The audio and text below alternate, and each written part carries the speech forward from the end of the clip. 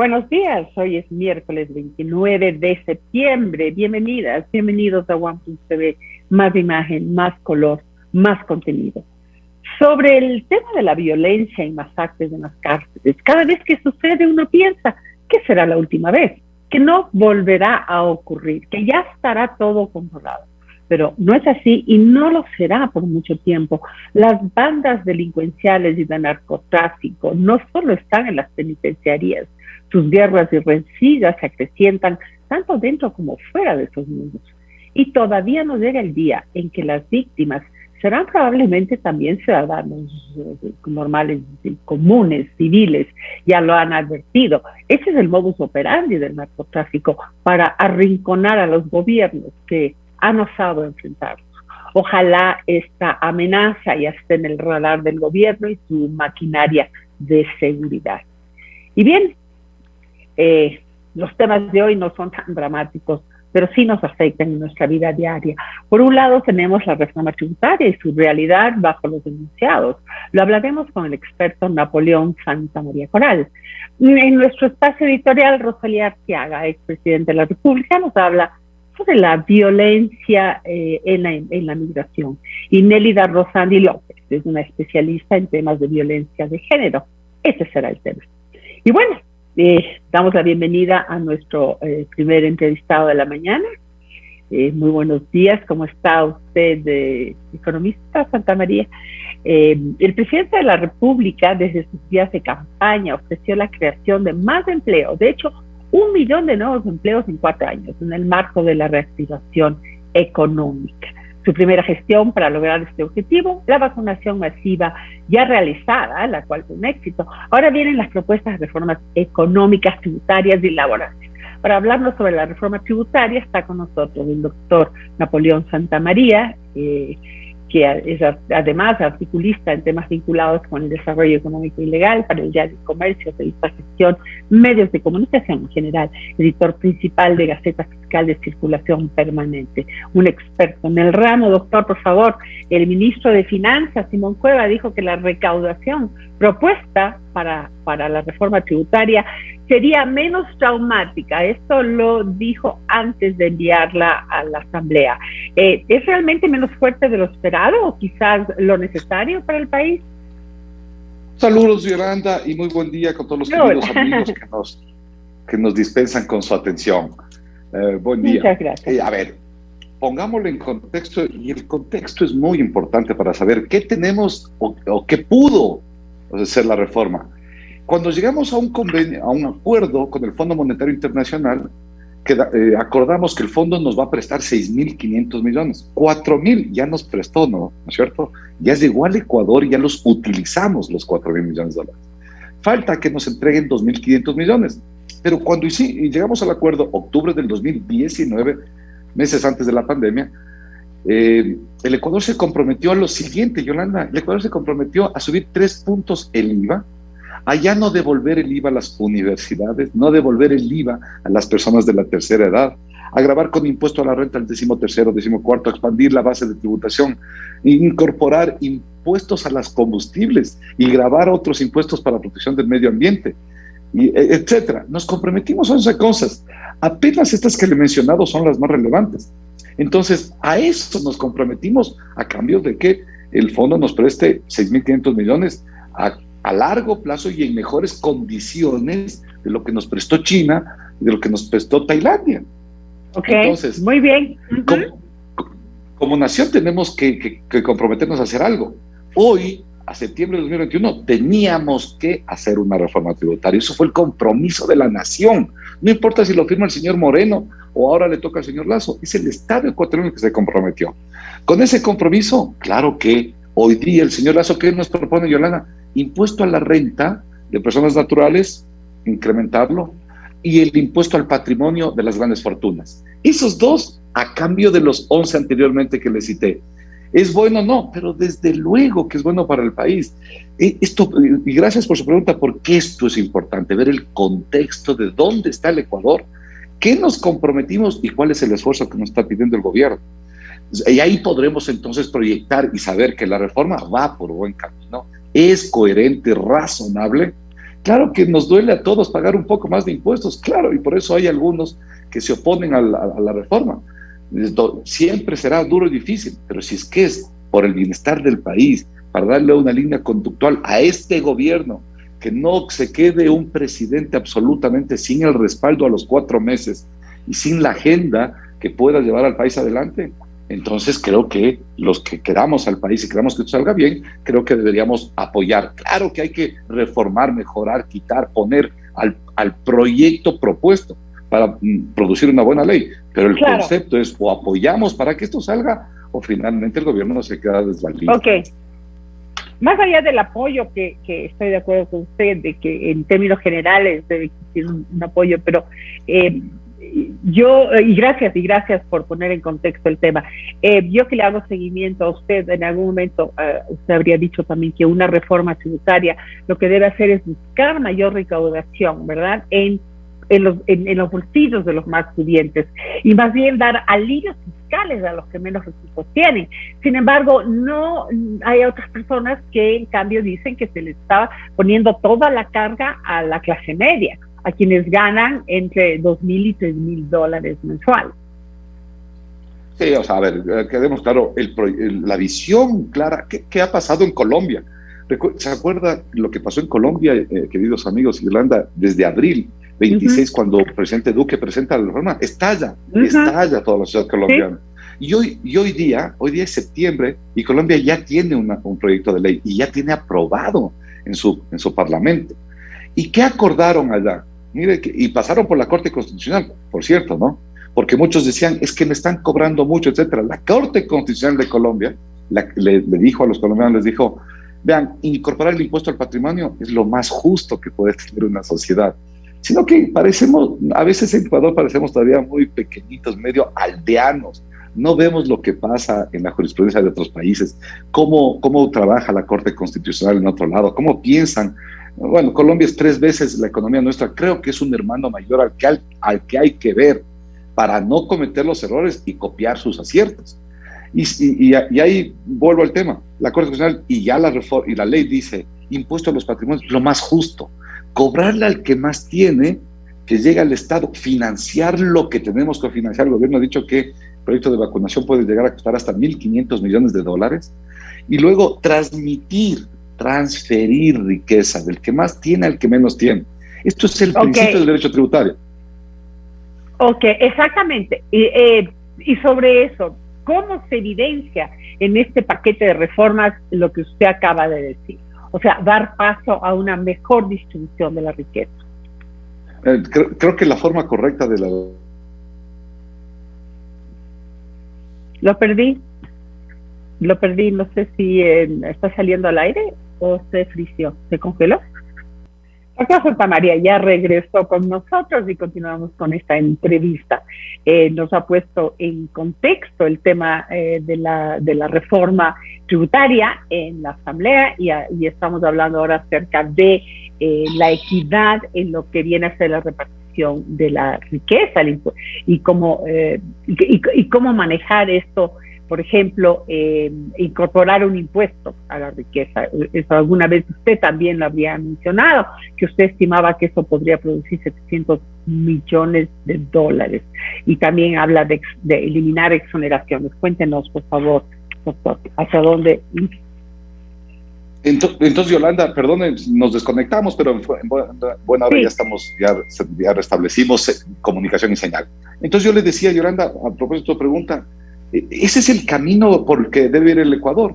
En la coyuntura actual, a cambio de no poner los 11 compromisos terribles que nos poníamos con el presidente Moreno cuando suscribió la carta de intención con el Fondo Monetario, sí, claro, lo que está haciendo el presidente Lasso es bastante razonable.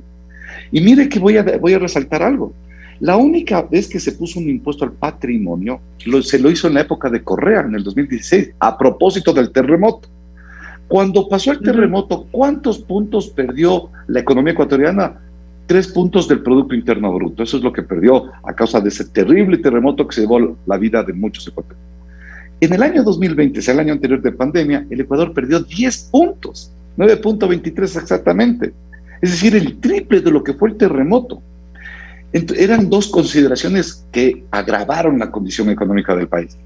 Y en el gobierno de Correa, bastante de más izquierda, incorporó un impuesto al patrimonio. Mire que ahora un gobierno de centro derecha, lo que le presenta al país no es el shock, el ajuste duro al bolsillo de los ciudadanos, como era normalmente la lectura de un gobierno de centro derecha, y le propone un impuesto tan progresista como lo propuso Correa en su tiempo en el 2016. El problema está que en el gobierno de Correa se malutilizaron, se robaron y se hurtaron la recaudación nacional. Yo espero y confío que con el señor Lazo no va a pasar, pero bueno, para eso debemos estar más activos los ciudadanos. Nos pide una contribución, apostémosle al gobierno. Yo les pregunto algo a los que nos escuchan. Si usted contrata un nuevo gerente para una compañía, un dependiente de un almacén que va a hacer cargo de esa cosa, de ese negocio, de esa empresa, y ahora de esta empresa llamada Ecuador, y viene y nos dice, necesito esto, esto y esto para sacar adelante este barco, y nosotros decimos, no, no te doy lo que necesitas, ¿no les parece que estamos truncando o por lo menos poniendo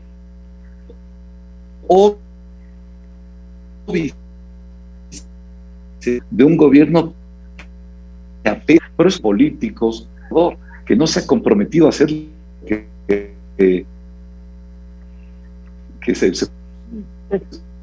un candidato que se equivoque en elecciones y que el candidato diga algo más mal en elecciones, pero no quiero que mi presidente se equivoque, que el presidente de la República se equivoque. Por lo tanto, el camino es acertado, es correcto, hay que entrar a mayor debate. Ahora, ¿qué es lo que está pasando, Yolanda?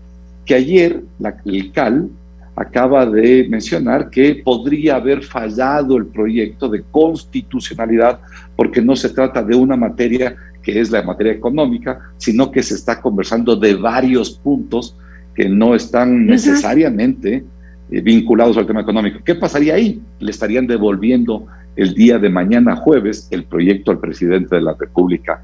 Y peligrosamente el país podría entrar o en un choque de trenes o en la aventura de la consulta popular, o lo que es peor, en la inacción de no hacer nada y cerrar así el año 2021 sin las herramientas que necesitamos para el año 2022, repotenciarnos y estar listos como nación.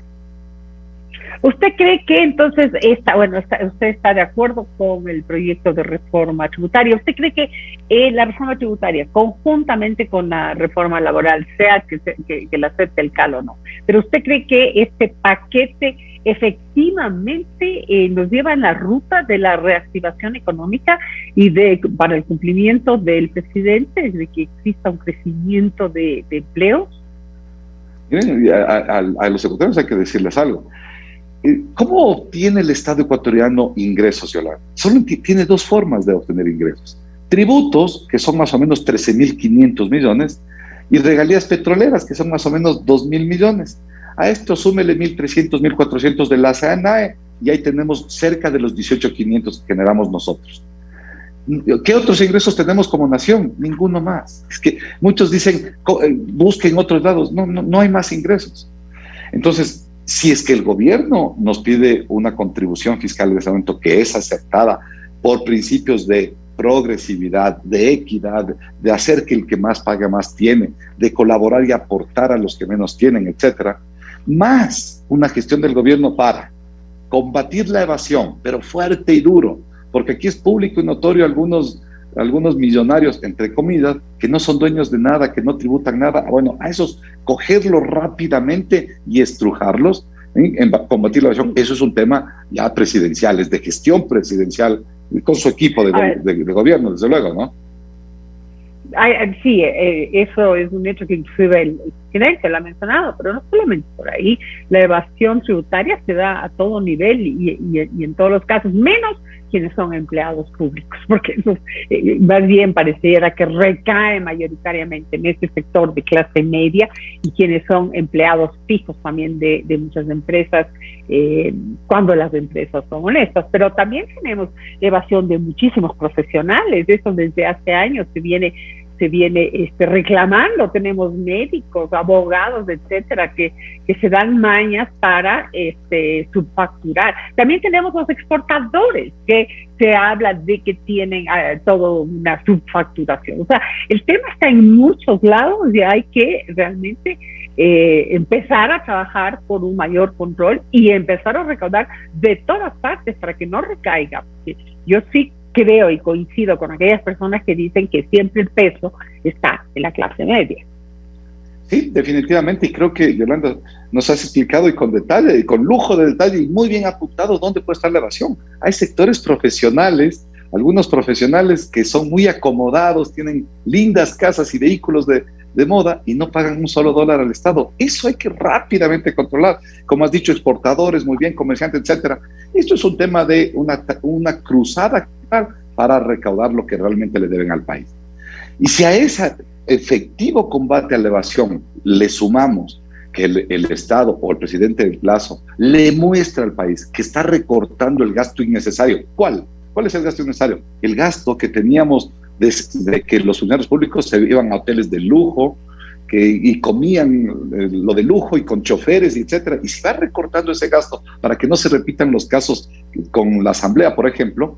Entonces los ciudadanos comenzamos a percibir una cosa, que es, primero, si no pagamos, nos va a caer una ley y muy dura, nos va a sancionar. Primero, eso es lo que funciona. En la técnica fiscal no es seducir al contribuyente, no es invitarle a que entienda que esto es una contribución cívica y ciudadana, sino es decirle que si no paga le va a venir la ley y le va a caer muy duro. Esto es lo que funciona. Así lo dice el CIED. Lastimosamente el latinoamericano trabaja bajo el miedo. Segundo, si es que el gobierno combate la evasión y recorta gasto, y fundamental, Yolanda, si en este gobierno no se repiten actos de corrupción, entonces los ciudadanos procesan mucho mejor estas contribuciones. Y entonces ahí veamos el panorama. El panorama es más general ahí. Combatiendo evasión, combatiendo corrupción, cobrando impuestos, recortando gastos y pidiendo una contribución a los ciudadanos. Esto es un mejor país. Así se va construyendo a futuro un mejor país. ¿Que esto es lo que va a solucionar al país? Esa es tu pregunta, Yolanda. No va a solucionar. Que puede ser un buen inicio para que vayamos a futuros como nación de mejor manera para el 2022. Creo que sí, si lo hacemos bien y responsablemente todos. Lo que pasa es que ya veo que algunos irresponsablemente ya se oponen a todo.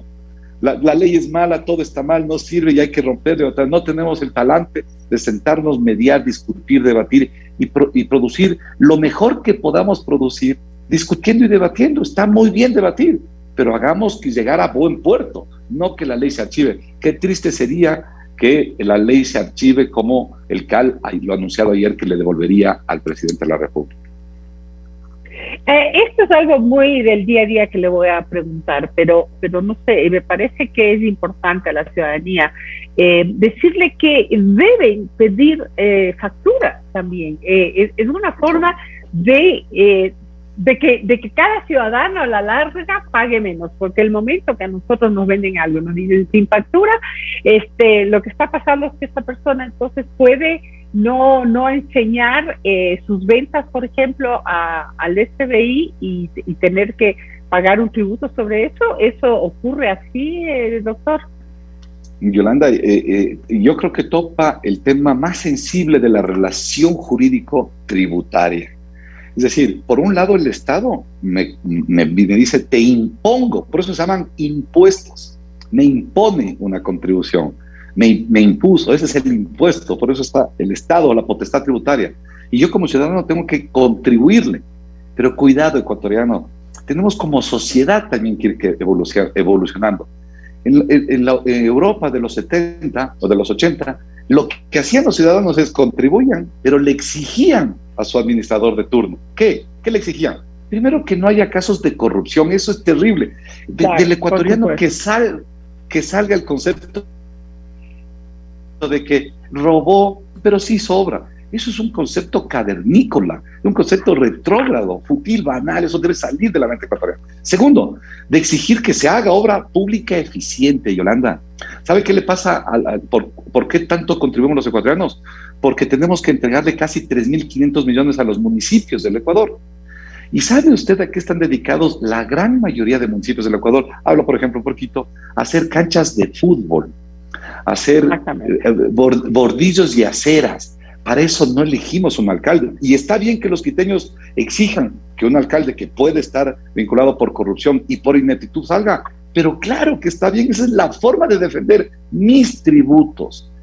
Muy bien, entonces, exactamente. No solo, Yolanda, que le pido la factura, sino que participo de la cosa pública, me involucro en la utilización del fondo público, de las finanzas públicas. Eso es tarea de los ciudadanos. Mientras los ciudadanos estén con esa actitud responsable, las cosas funcionan bien. El político de turno no malgasta, no distrae, no hurta el fondo público. Si es que el ciudadano se distrae, no se ocupa de la cosa pública, pasa lo que pasó en la época correísta, donde desde el más grande hasta el más pequeño mal utilizó y hurtó el fondo público como quiso. Muy bien, le agradezco muchísimo por habernos acompañado. Es muy importante lo que dice el doctor Santamaría, en el sentido de que esta ley, que en este momento todavía se encuentra en el CAL, es una ley que debemos apoyar entre todos, ya que de alguna manera nos pone en el sendero hacia la reactivación económica. Muchísimas gracias nuevamente y esperamos que haya una nueva oportunidad para conversar sobre estos temas, doctor. Con gusto, Yolanda. Muy buen día a todos.